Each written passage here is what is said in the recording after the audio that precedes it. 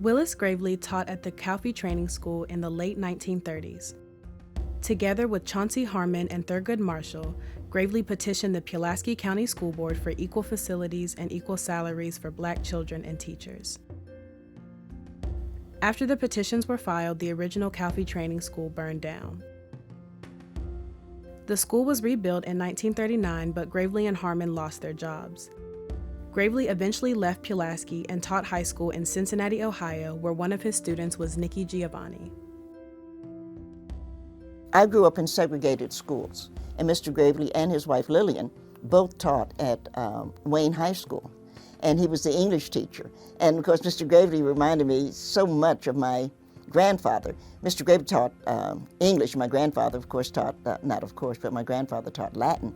But Mr. Gravely always had a tie on. He was always well-dressed, and he was always soft-spoken. So anything he had to say to you, it was going to be very quiet. He expected a lot of us, and I think that most of us tried to live up to his expectation.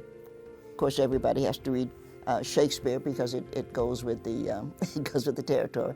But he also wanted us to know about people like Frederick Douglass. He wanted us to see how novels came into it. He wanted us to read as much Black novels as we could. So we were reading Richard Wright when nobody else was reading Richard Wright.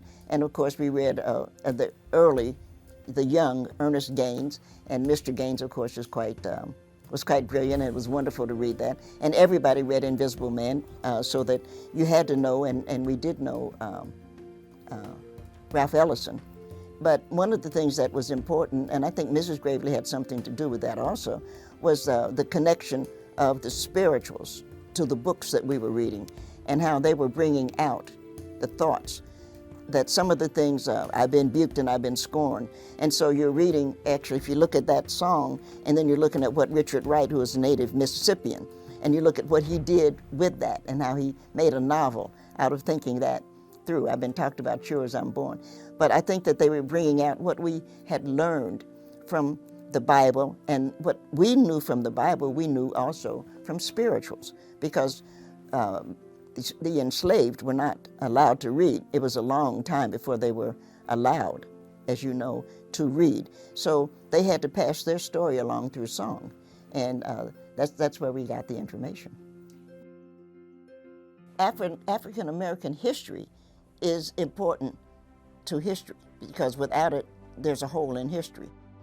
I would never want to say that segregated education was a good idea, and I don't think segregation was a good idea, and my generation was the generation that changed it.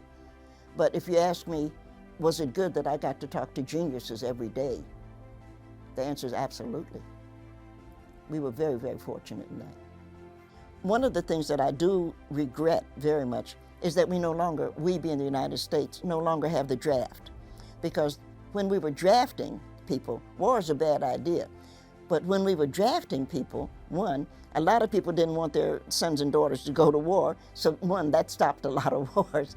And two, we had an opportunity to meet each other. We had an opportunity to become friends. We had an opportunity to stop some of the fear that white Americans have about Black and brown and yellow Americans. I think it's important that we get to know each other a little better. Getting to know each other a little better is exactly what will happen in the Willis Gravely boardroom at the future Calfee Community and Cultural Center. The CCCC is grateful to Nikki Giovanni for selecting artwork by South African artist Lucky Sibiya to be displayed in the meeting space that will be named for her high school English teacher.